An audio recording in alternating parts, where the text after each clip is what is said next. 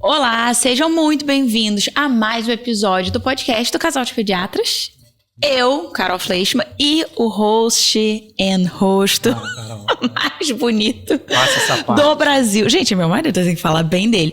Olha só, Rafa, começa falando o seguinte, dos melhores patrocinadores de todos. Isso aí, hoje a conversa vai ser boa, mas antes tem que agradecer. A quem faz isso aqui acontecer. Primeira coisa, DMS Produtora. Então, toda essa qualidade, esse som, tudo isso daqui, você encontra aqui no QR Code com ele. Se você quer gravar conteúdo, produzir vídeo, só falar com o Felipe que ele vai resolver sua vida, tá? E aí, olha só, já fica a dica para os pediatras que vêm a gente. Ah, mas o meu Instagram... Chama um profissional, meu amor, que vai te ajudar. Você tá me entendendo? Então, abre teu celular e vai nesse QR Code para facilitar a sua vida. Um agradecimento também para a Escola Treehouse, educação infantil por princípio, do maternal até o ensino fundamental 2. Então é onde os meninos estudam e com certeza, se você é daqui da região, é uma escola que você vai amar e vai fazer total diferença no crescimento dos seus filhos. E o Espaço Sol de Desenvolvimento Infantil, que é onde a gente atende as nossas famílias e onde a nossa convidada também atende. Então, espera aí que você vai ver. Hoje é um episódio muito legal e é uma conversa que a gente tem, assim, lá no consultório. A gente convidou a Dai e o Rafa já vai apresentar ela. Não é fácil empreender. E aí, toda vez que eu penso, nossa, dá muito trabalho... uma das coisas que eu sempre lembro são as trocas que a gente tem no corredor e o quanto isso enriquece a gente enquanto profissional e o quanto isso é benéfico para as famílias que a gente cuida. Então, a gente vai trazer um pouquinho das nossas conversas pós-consulta, cafezinho ali entre troca, eu tô atendendo, depois vem você atender, vocês vão participar um pouquinho dessa conversa. Vai ser muito bom para você e para sua família. Apresenta a nossa... Então, hoje, nossa convidada é a Dayana Lopes. Ela é professora universitária, mestre em saúde pública, pós-graduada em saúde da criança e do adolescente e atua como nutricionista no Espaço Sol e também com atendimento online. Seja muito bem-vinda, Dai! Obrigada, gente, pelo convite. Estamos aqui, vamos conversar um pouquinho sobre nutrição, né? Que é um aspecto super importante no desenvolvimento e crescimento da criança. Isso aí, ó. Já vou começar, Dai, pra gente conseguir nortear as famílias. O que é uma alimentação adequada? Aquela mãe que tá olhando a gente, eu quero que ela ouça agora essa pergunta e ela se norteie. Pô, tô indo no caminho certo. Ou, nossa, preciso ajustar as coisas aqui em casa. É interessante. A gente sempre se preocupa muito com a alimentação desde a gestação, né? Inclusive, é importante falar sobre isso. Se você tá grávida, né? Tá esperando seu bebê chegar, lembre-se que tudo que você come já vai impactar diretamente na saúde fetal. E quando a gente tem realmente uma criança em casa, a gente precisa ampliar um pouquinho esse conceito de alimentação saudável, porque a criança vai refletir os hábitos da sua casa, da sua família, que já vem, talvez, dos seus pais, dos seus avós. Então, o que é realmente uma alimentação saudável? A gente acredita, né, hoje que o primeiro componente é a qualidade da alimentação.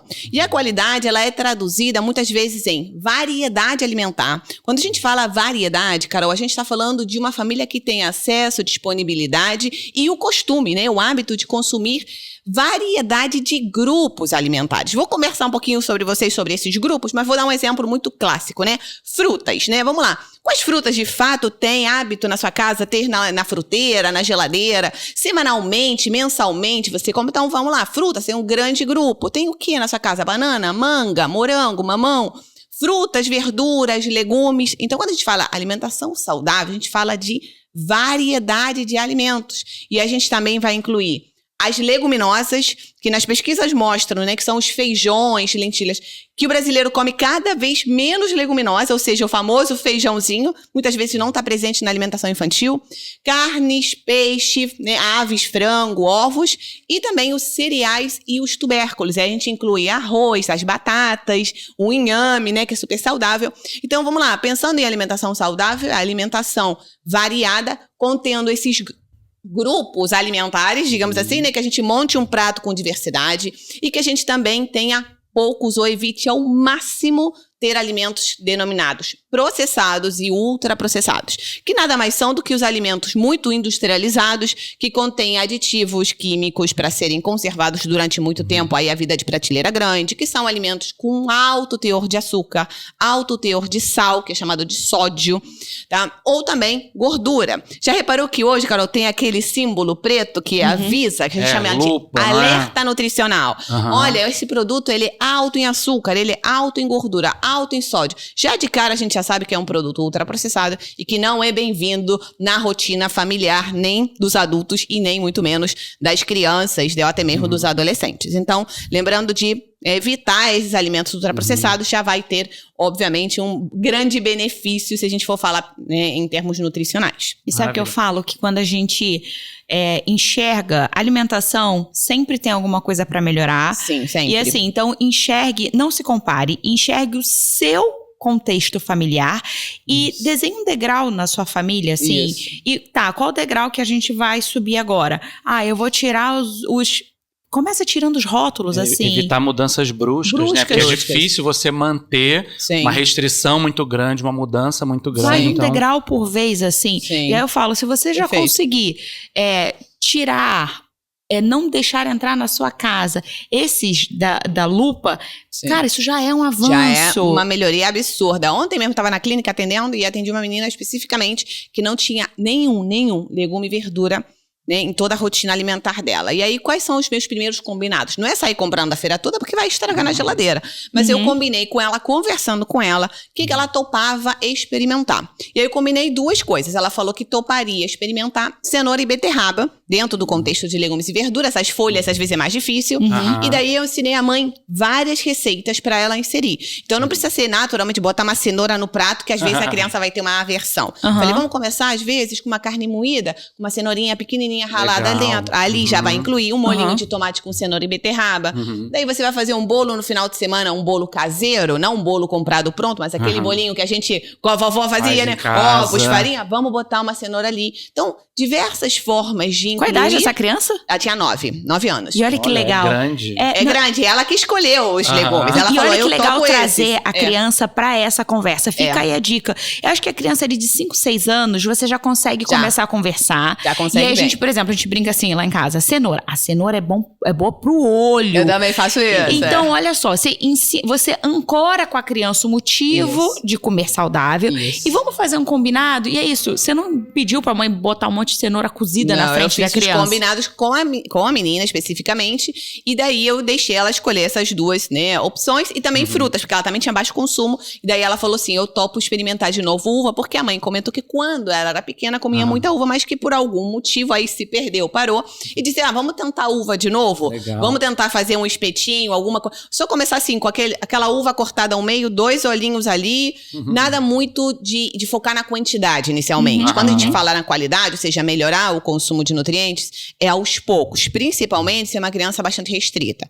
Se é uma criança que às vezes come um determinado legume só e não tem variedade, essa criança a gente vai trabalhar a inclusão de novos legumes. Então, gente, não tem um gabarito para todos. Por isso que a consulta individualizada, às vezes, ela é importante para você, dentro da família, contextualizar. Mas a gente aqui tá falando, né, para todos vocês, pensa assim, na minha casa, caramba, tem realmente pouca variedade disso, pouca variedade daquilo. E aí pensa, tem muita receita boa, né? Peraí, qual foi o termo que você trouxe? Inclusão? De legumes e verduras. Não, mas você usou um termo, como se fosse um processo de inclusão. Sim, gradual. Olha só, pega essa dica aí. Seu filho não come um grupo. Legume, verdura, fruta. Faz um combinado com ele. Ensina pra ele por que é importante. Leva pra escolher no mercado. Leva pra escolher. Tenta levar junto pra fazer receita, pra estar ali na cozinha. E aí vai gradual. Uma criança que não comia nenhuma fruta e come 2 uvas. Sim. Eu já avancei e as pessoas não conseguem enxergar que tem um tempo de adaptação para essa criança evoluir. Então, vá um passinho de cada vez, de forma constante, de forma paciente, porque criança você não vai mudar do dia para noite. Não vai. Mas se for uma criança com a idade que já consegue escolher mais os alimentos, ela vai ter, de certa forma, mais resistência. É muito mais fácil alimentar um bebê do que alimentar uma criança mais velha que já tem opinião formada, um paladar, de certa forma, definido. Mas nada é impossível, a gente só tem que persistir. Eu sempre falo, a gente, como profissional de saúde, não tem varinha mágica. A gente orienta, a gente dá muita instrução, muita receita. Mas a gente também espera que a família coloque em prática, né? E que literalmente se dedique. Eu sei que às vezes o tempo é curto. Talvez na sua casa o tempo é curto. Você trabalha o dia inteiro. Quando chega, quer fazer uma receita rápida. Mas tem receita rápida também, que não leva nem 10 minutos. E que você consegue incluir uma verdura, um legume. Então, eu acredito que, em termos de qualidade nutricional, a gente precisa reforçar o mais importante na criança, que é o que tem de mais deficiente hoje na alimentação. E não estou falando pela nossa clínica, tô falando de estudos nacionais, são verduras, frutas e legumes. Então, esse grupo que é extremamente rico em nutrientes, em vitaminas, em minerais e fibras, tá faltando na alimentação das crianças. Então, a gente realmente precisa dar uma reforçada nisso. Deixa eu trazer um tema, uma pergunta delicada e muito interessante. Olha só, a gente tá vendo crescer nas redes sociais esse movimento anti-arroz e feijão. Sim.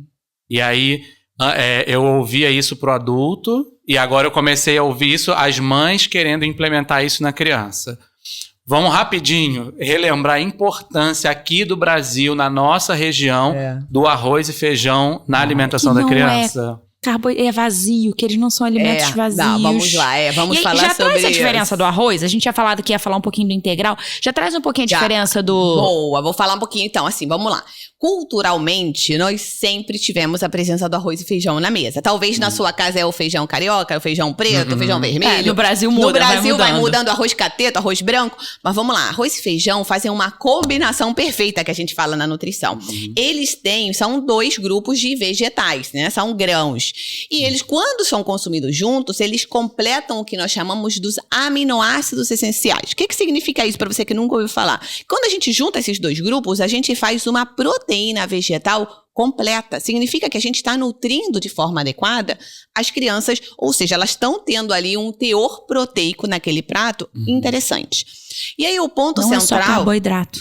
E é carboidrato. E aí, vamos lá, o ponto central existe uma moda um pouco carbofóbica que a gente vê no adulto, né? Que ele não pode comer carboidrato, veio a onda da low carb, que de fato, para alguns adultos, talvez com uma doença crônica como diabetes já instalado, obesidade grave, realmente haja uma necessidade de redução de carboidratos. Agora, criança não pode ter esse cenário de carbofobia, porque, gente, eu vou falar a verdade aqui, mais de 50%, anota 50% ou até mais da necessidade de um dia da criança provém de carboidratos. Porque senão não cresce. Porque senão, gente, não cresce. Isso é o metabolismo. Não adianta você querer oferecer de outra fonte, porque o corpo da criança não... Ou não vai reconhecer ou vai ter dificuldade de reconhecer essa outra fonte de energia. Na vida, eu sempre falo isso, sou professora, né? Na vida a gente só vai ter 3 fontes calóricas importantes. Ou você come a fonte calórica do carboidrato, ou da proteína, ou da gordura. Então, se eu tiro o carboidrato, naturalmente eu vou ter que aumentar outra coisa, ou a proteína ou a gordura. E não existe, de fato, hoje, nenhuma recomendação para ficar aumentando muito proteína de criança, como a gente vê já em adultos, né? Então, até não uma questão de sobrecarga, É uma questão de sobrecarga. E nem de gordura em excesso, que a gente já também tem prejuízo se a dieta for extremamente gordurosa. Portanto, restringir o grupo de carboidratos, e aí entram arroz e feijão, que são os cereais e tubérculos, não é realmente comprovado que vai trazer benefício. Pelo contrário, traz malefícios, a gente pode ter prejuízo no crescimento e traz um prejuízo muito grande, que eu ia já pegar o gancho, que é baixo consumo de fibra. Porque, afinal, se a gente já não tem muita verdura, fruta e legume, e aí a gente tira o arroz e o feijão, principalmente o feijão, que é uma fonte muito importante de fibras, a criança acaba reduzindo muito, né, o teor de fibra total, e isso traz prejuízos no momento, e aí pode ser visto como constipação intestinal, a chamada prisão de ventre, né? E a longo prazo, o baixo consumo de fibras aumenta a chance de você ter diabetes, pressão alta, colesterol alto. Então, assim, não é uma estratégia interessante, não é uma conduta interessante restringir cereais e leguminosas na infância. Na verdade, nem nos adultos. Todo mundo pode comer, de certa forma, arroz e feijão dentro de uma proporção adequada. E tanto é que, se a gente for lembrar, as escolas, lá na escola deve ter arroz e feijão no almoço todo dia. Então, na alimentação infantil, a gente sempre tenta incluir arroz, né, que é os cereais, feijão, as leguminosas, verduras e legumes, e o que a gente chama de carnes, né, ou ovo, que vai ser ali a principal fonte proteica. Então, esse equilíbrio é importante para a gente conseguir essas fibras. E aí também a questão do arroz integral, ou do macarrão integral, do próprio pão integral, que muita gente acha que criança não pode ou não deve comer o alimento integral. E isso tá errado. Vamos lá, vamos esclarecer. Ele não é mais magro, ele não tem menos calorias, isso é um ponto Exato, não tem menos caloria. Mas o benefício é outro. Exato, vamos lá. O que tem de grande diferença entre o consumo do arroz branco, arroz integral, ou pão branco, pão integral? Quando a gente tem um alimento integral, que no caso são os grãos, a gente não retira a parte externa desse grão. A parte externa, quando você pega a plantinha, que é uma gramínea, você tem a parte externa um teor elevado de fibras e de vitaminas de complexo B. O que muitas vezes a indústria faz é retirar essa casca externa, e que a gente chama de refinamento. É como se você estivesse descascando a parte, dali ele vai passar por um beneficiamento, dentro da indústria vai ensacar o arroz branco, vai ensacar a farinha branca. Quando a gente tem todo esse processo de refinamento, a gente perde, então, fibra e complexo B. Então, a gente acaba tendo muito mais deficiência. Eu não sabia do complexo B, você sabia? Não. Vitaminas E do você complexo sabe B. que complexo B é uma coisa que a gente vira e mexe, pega bem baixo no consultório. Exato, exatamente. E aí a gente acaba que, aí já vamos voltar, já não tem a fibra dos alimentos refinados, aí já te retira complexo B. Aí a criança também tem baixo consumo de fruta, verdura e legume. Quando a gente vai observar no dia a Tem dia... criança que não gosta de carne vermelha, por exemplo? Aí a gente vê que hoje o que a gente tem muitas vezes é uma criança até com peso bom, mas uma deficiência de vitaminas e minerais que provém do quê? Da baixa qualidade alimentar. Porque acaba que entra pouco alimento integral, acaba entrando alimento processado, ultraprocessado. E é isso, a gente quando vai anotar, a gente percebe realmente um desequilíbrio nessa alimentação. Então, só para esclarecer para você que está assistindo, os alimentos integrais, eles não são contraindicados, muito pelo contrário, eles são indicados de serem inseridos na alimentação infantil desde cedo. Então, acostumar seu filho, acostumar sua filha a consumir alimento integral, seja ele pão integral, arroz integral, massas, né, integrais, a aveia, que é um excelente cereal integral, seja ela na forma de flocos, farelo, é benéfico para o intestino, é benéfico para a saúde e previne doenças crônicas lá no futuro, porque a gente vai ter um consumo muito mais elevado de fibras. E uma coisa que a gente também tem uma tendência na indústria... Faz menos pico glicêmico, né? Faz menos pico glicêmico. E a gente vê uma tendência na indústria, a indústria tenta muitas vezes incluir fibras, se você olhar em rótulos de alimentos industrializados, só que a fibra que a indústria adiciona nos produtos, ela não é essa fibra que ajuda mais o intestino a funcionar.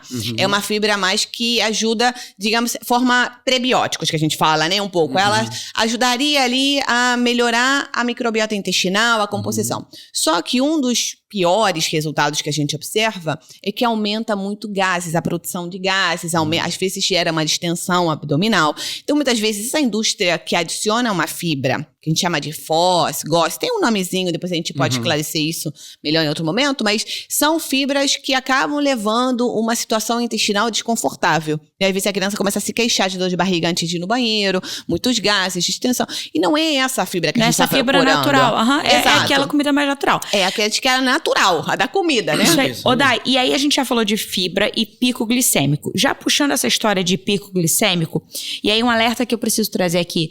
Ah, mas meu filho tem um peso bom. Não é só sobre peso. Sim, não é.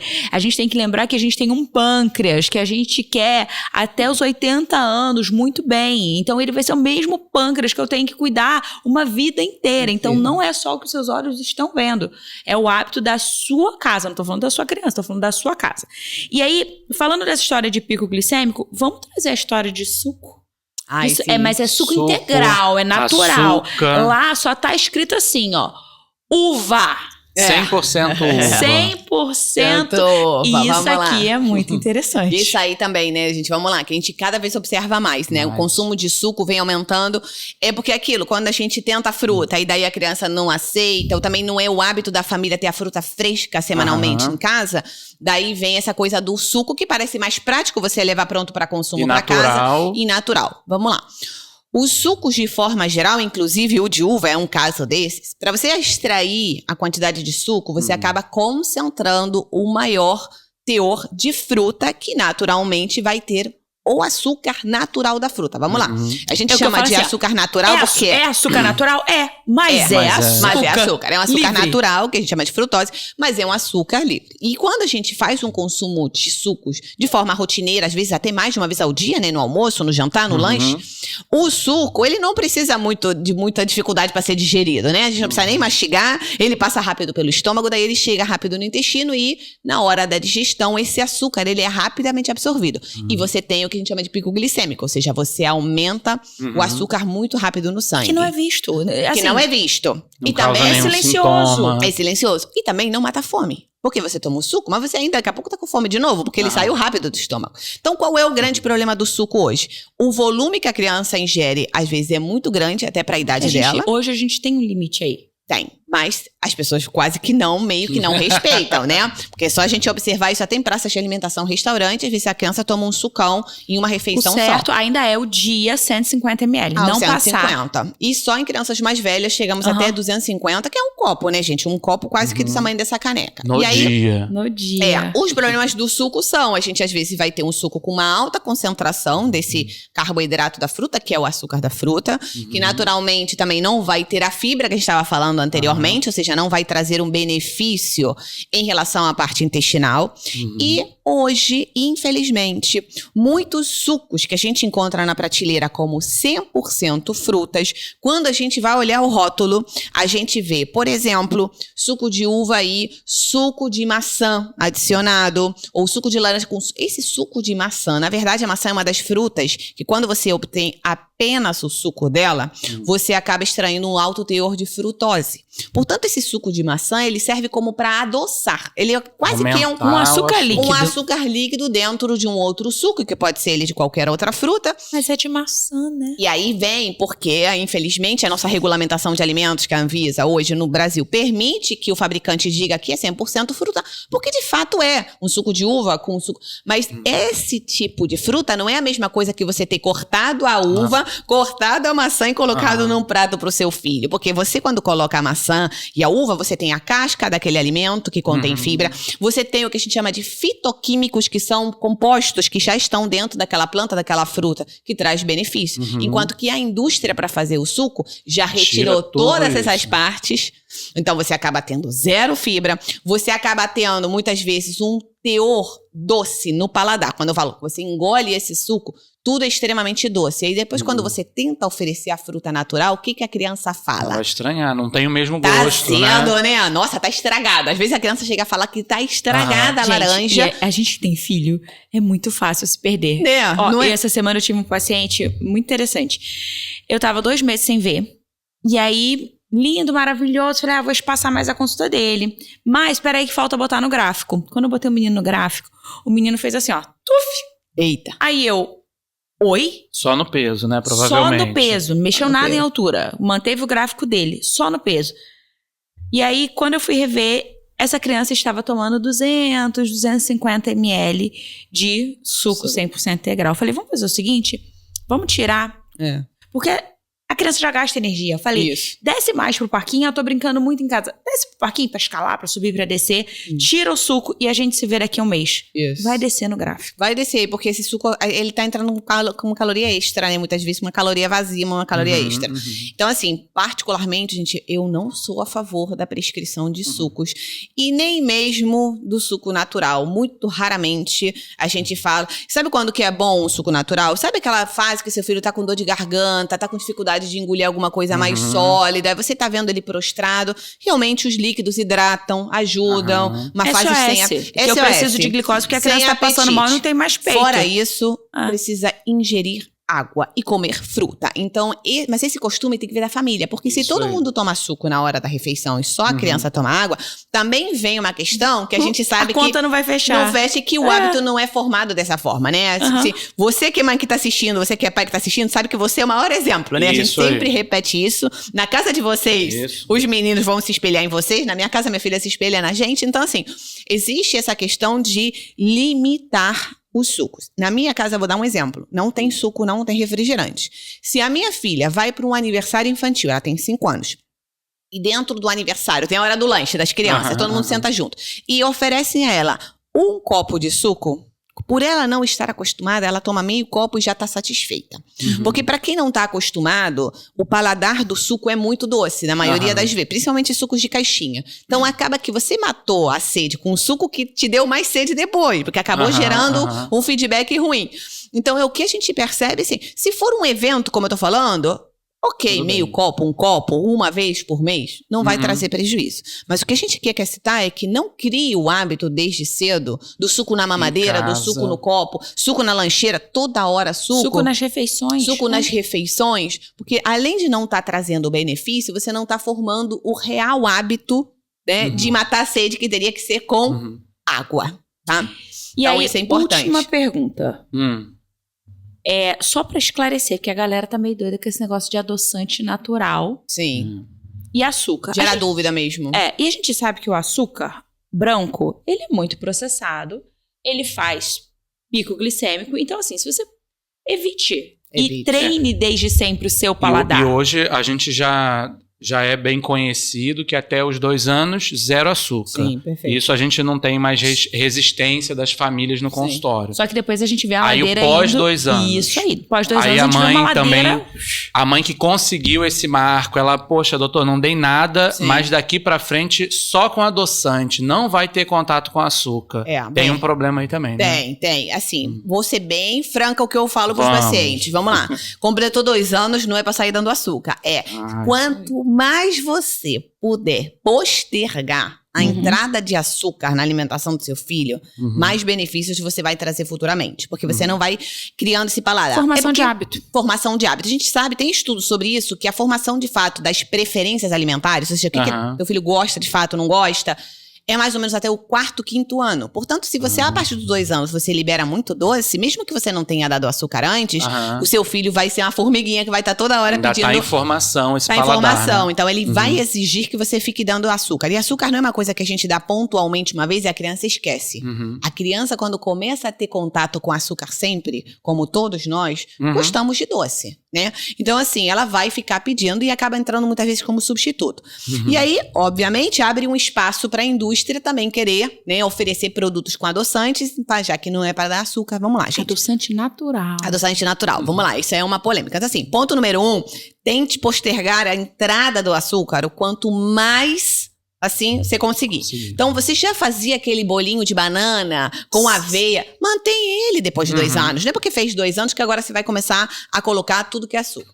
Segundo ponto, uma coisa é você colocar um pouco de açúcar, por exemplo, numa limonada, num suco de maracujá, até mesmo que eu falei, não é para dar açúcar, mas se você já tem um hábito, ou então um pouco de açúcar numa receita. Outra coisa é você ter acesso, ou a criança ter acesso, a vários produtos industrializados que contêm adição de açúcar e que muitas vezes não é perceptível, né, para a família. Vou dar um exemplo. Achocolatados prontos, suquinhos de caixinha, biscoitos. Se você ficar atento na sua casa, porque a gente fala muito da lista de ingredientes, mas eu, como nutricionista, falo da tabela nutricional. Ela é uma informação para você que é consumidor. Eu uso como nutricionista, mas na verdade é uma informação para o consumidor. Então, quando você chega no mercado e seleciona um produto e você olha aquela tabela, ela vai falar assim, né, entre as linhas: carboidratos, açúcares totais, açúcares adicionados.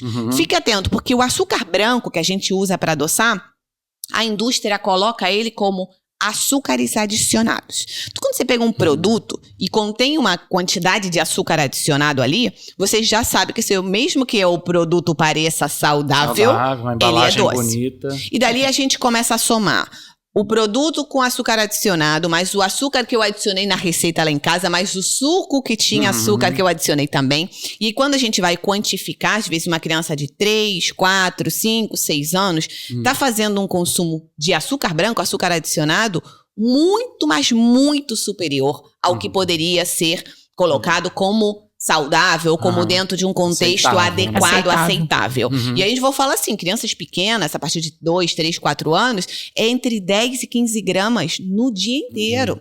Tô falando de tudo. uma criança um pouco mais velha, de 7, 8, é no máximo 25 gramas no dia todo. E a gente tem produto que já vai conter 20, 25 gramas em uma unidade. Né? Um achocolatado pronto. Não vou falar a marca aqui, mas você já deve ter identificado, que é muito comum em lancheiras. Então, assim, cuidado com essa questão do açúcar adicionado. E aí, o adoçante. O adoçante, a gente não tem estudos a longo prazo sobre os efeitos dos adoçantes, principalmente na fase de desenvolvimento infantil. Mas hoje, que a gente já estuda muitas vezes os efeitos dos adoçantes no intestino, Que ele tenta agir como um açúcar para confundir o cérebro, mas ele confunde o paladar, mas o cérebro ele não confunde. Dali ele mexe também com produção de neurotransmissores. A gente não sabe se ele mexe muito na microbiota. Sim. E o maior problema é se vendem os adoçantes como naturais, né? A gente, mas esse é natural. Só que, gente, a gente não tem acesso a adoçantes naturais propriamente ditos. Até mesmo, dar um exemplo, né? A grande maioria da estévia que a gente encontra no mercado, ela não é um produto 100% natural. A estévia é uma folha. Ela é uma folha, você pra precisa... virar uma gota transparente. Pra virar uma gota transparente. Você tá me entendendo? Que teve um processamento químico que não foi um negócio saudável, natural. Pra sair da folha. Você não tá adoçando com a folhinha, sacudindo no suco, entendeu? Você vê que tem uns países andinos, aqui na América Latina, que fazem consumo, onde se produz, né, a estévia, e as pessoas têm uma outra percepção, né, do que é a estévia, a folha. Quando você pega uma estévia em gotas... Isso aqui a folha passou por N processamentos, inclusive químicos, extratores, solventes, para você conseguir gerar um adoçante artificial, que é a estévia. Daquele produto, a gente não pode dizer que ele é 100% natural, né? Assim como não é natural a sucralose, assim como também não é natural, muito menos, o acesulfame, o aspartame, que são, em geral, aqueles adicionados nos refrigerantes zero, né? Então, assim, adoçantes artificiais, todos eles são aditivos químicos. Tendo adicionado um adoçante, você já tem um aditivo naquele alimento. Que, nesse caso do adoçante, é para aumentar a palatabilidade do doce. Nós não temos segurança com crianças, assim como não se tem muitos estudos de segurança em gestantes. A gente tem pouquíssimos, alguns aprovados, e alguns são aprovados porque a gente sabe que não acaba passando pela placenta. Mas, assim, a maioria dos adoçantes na gravidez já são contraindicados. Na primeira infância, a gente não sabe ainda os efeitos a longo prazo. E como a maioria dos adoçantes, eles têm o poder de adoçar muito mais do que o açúcar, tá? Assim, é 200 vezes mais, 300 vezes mais, por isso que você usa 2 gotas e não usa uma colher. Esse hábito de você estar sempre exposto a um produto que adoça muito, apesar de não ter açúcar, gera o quê de efeito rebote? Você sempre querer uma coisa mais doce. Daí eu como uma coisa com adoçante, que ficou adoçada com adoçante, que é artificial.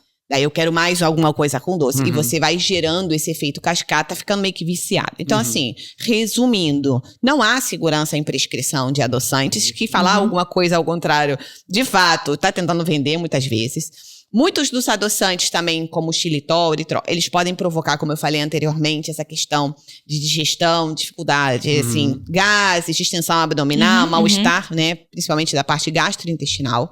E a gente não quer habituar aquela criança desde cedo a consumir adoçante. Então, se seu filho fez 2 anos, mantenha, dentro do possível, uma alimentação sem açúcar. E se for apresentar, se for fazer alguma coisa com açúcar, mude o hábito. Por exemplo, lá em casa, a gente foi adequando, a gente chegou, cara, o açúcar mascava, o açúcar de coco. Açúcar mascava, demerara, que são menos processados. Eu era a pessoa do café cheio de açúcar. E aí você vai tirando e você vai ensinando o seu paladar. Na minha opinião, essa é a melhor estratégia em criança que já faz consumo exacerbado de açúcar. Não é tirar tudo de uma vez e substituir por adoçante. Não. A gente vai, aos poucos, fazendo uma redução bem gradual. Então, se eu consumia 2 colheres de sopa, eu passo a consumir 1,5 colheres. Daqui a uma semana eu vou para 1 colher. Às vezes você vai trocar o açúcar por uma fruta e vai fazer, por exemplo, um leite batido com uma fruta, ou vai fazer um iogurte. Então, assim, é muito do que a gente fala, às vezes, do iogurte natural, que é aquele que só tem 2 ingredientes, que a gente vai dando desde bebê para criança. Aí chega com 2 anos... E aí a criança, às vezes, deixa de consumir aquele iogurte que já estava habituada e passa a consumir uma bebida láctea, que nem iogurte, né? É um produto industrializado, ultraprocessado, que contém, às vezes, adoçante e açúcar no mesmo produto. E saborizante de morango, e aromatizante de morango. Aí você começou a tirar o verdadeiro, né? O verdadeiro benefício do iogurte natural e também do que seria comer morango naturalmente. Então, claro que se você depois for oferecer para uma criança acostumada com essa bebida láctea, daqui a 1 ano você vier com iogurte natural e morango... 2 ingredientes. Não, tá estragado, tá azedo, mamãe estragou, né? Então, assim... Pense que, a partir do momento que você começa a mudar essa alimentação, que você construiu desde a introdução à alimentação saudável, literalmente você começa a abrir muita exceção, você acaba afastando o seu filho da alimentação saudável. E isso, por isso que a gente fala que a criança de 2, 3 anos, ela não escolhe. Quem escolhe é o adulto.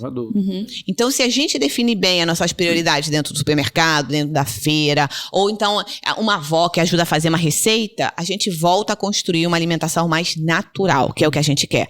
É menos industrializada e mais natural. E aí a gente precisa botar muitas vezes a mão na massa, né? Que eu acho que isso é uma coisa que até os nutricionistas falamos muito. A gente tem um documento do Ministério da Saúde chamado Guia Alimentar para a População Brasileira. E um dos tópicos que eu mais gosto desse guia é falar sobre valorização da culinária e valorização da regionalidade. Que é, literalmente, gente, vamos cozinhar um pouco? Porque a gente a gente quer tudo muito rápido. A gente tá perdendo isso. Tá perdendo. Eu sei que muitas vezes as pessoas estão cansadas, mas às vezes você chega em casa cansado e fica 1 hora numa rede social, numa série, numa novela, e você não dedica 20 minutos pra cozinhar, refogar um arroz com uma cenoura e fazer uma carne moída com uma abobrinha pra criança. Então, assim, às vezes são o que eu falo, né? Às vezes a gente dá esse choque de realidade pra família, quais são, de fato, as suas prioridades, tá? Quais são, de fato, né, o tempo que você dedica? Não tenho muito tempo? Prepare e congele os alimentos. Né? Se planeje. Congela alimento. Congelar alimento não perde nutriente. Eu vivo falando isso no consultório. Sabe? Desde a introdução alimentar, o pessoal gosta muito de congelar, né, Carol? Os cubinhos, quadradinhos. Gente, o congelamento é um excelente método de conservação de alimentos que não perde o nutriente e que facilita a rotina, principalmente de segunda a sexta, talvez que seja mais corrida para a maioria. E a gente ter um alimento congelado pronto, salva, né? Muitas vezes um arroz, um feijão, uma carninha, já tá boa aí pra criança poder montar um prato. A gente estava agora no congresso de gastro e uma das palestras foi um estudo sobre a perda de habilidade culinária. Exato. Que então, a sociedade moderna, ela perdeu, não sabe mais o que fazer na cozinha, como lidar com os itens. Exatamente. Então tem que estudar, tem que se planejar, preparar. Exato. Porque a consequência ficou para a saúde dos nossos filhos no futuro. Exatamente. Então, assim, quando a gente volta a cozinhar e a criança volta a ver a gente cozinhar, ou então você leva ela de vez em quando para o supermercado, eu levo minha filha adora, porque eu falo, Bela, minha filha Isabela, né? Bela, vai lá e pega pra mamãe 6 limões. Aí ela vai lá, pega, bota no carrinho. Pega 3 cabeças de alho. Isso. Eu já tô ensinando o nome de alimento. Cheiro. Ela já sabe o cheiro, já sabe cozinhar. Depois, se ela chega em casa, vai ver a transformação da cabeça de alho em um alho picado que vai pra refogar um arroz, um feijão, uma carne. Essa transformação daquele alimento que vai virar nossa comida, ou o arroz cru. Uma vez eu lembro dela pequenininha, ela viu o macarrão cru duro, depois ela viu o macarrão cozido no prato. Ela falou, esse mesmo, mamãe, ele aumentou. Ela se ligou que quando a gente cozinha o macarrão... Gente, pequenas coisas que a criança vai observando no dia a dia já transformam também a visão dela sobre a alimentação, tá? E claro que você não precisa ser um chefe de cozinha, né? Nem falo, ninguém precisa ser Masterchef, mas precisa muitas vezes, com coisas simples, botar a mão na massa e cozinhar. E saber escolher alimento, saber talvez montar esse esquema, montar o prato, congelar alguns alimentos já prontos. E outra coisa que eu sempre vivo falando em relação também a construir uma alimentação saudável, e a gente fala desde o início, né? É que a gente precisa ser exemplo. Isso. E aí, quando a gente também, a família tem, de certa forma, uma restrição, né? A família já não come muito verdura, a família já não come muita fruta. A mudança é boa para todos. Então, se seu filho voltou a comer, ou nunca comia cenoura e voltou a comer cenoura, inclua a cenoura na preparação da família. Então, é o arroz com cenoura, é a carne, né, refogada com cenoura, um frango desfiado. Bota a cenoura, é o bolo de cenoura do final de semana que a gente faz caseiro. Bota aquele alimento, aquela preparação para a família toda. Não deixe só o seu filho fazer uma alimentação e o resto continuar comendo, né, alimento ultraprocessado. Então, é um investimento. E eu coloquei isso aqui para encerrar, né? Estejam juntos na cozinha quando der. Tudo bem que não vai dar todo dia, mas quando der, estejam juntos. Mesa, tempo de mesa, comam juntos, sabe? Sem um barulho da TV, sabe? Juntos. E eu falo que a mesa é um lugar muito democrático. Porque a mesa é o lugar onde a criança tem a mesma altura que a gente. Porque ali a gente passa o dia inteiro falando com a criança assim, olhando pra baixo, né? Sim. Diferença de altura, na mesa a criança tá ali. E isso é uma oportunidade de acessar o coração do seu filho e criar o seu filho. Então, Dai, muito obrigada. Nada, eu adorei eu que agradeço a conversa. o convite. Foi muito legal, não foi? Foi ótimo.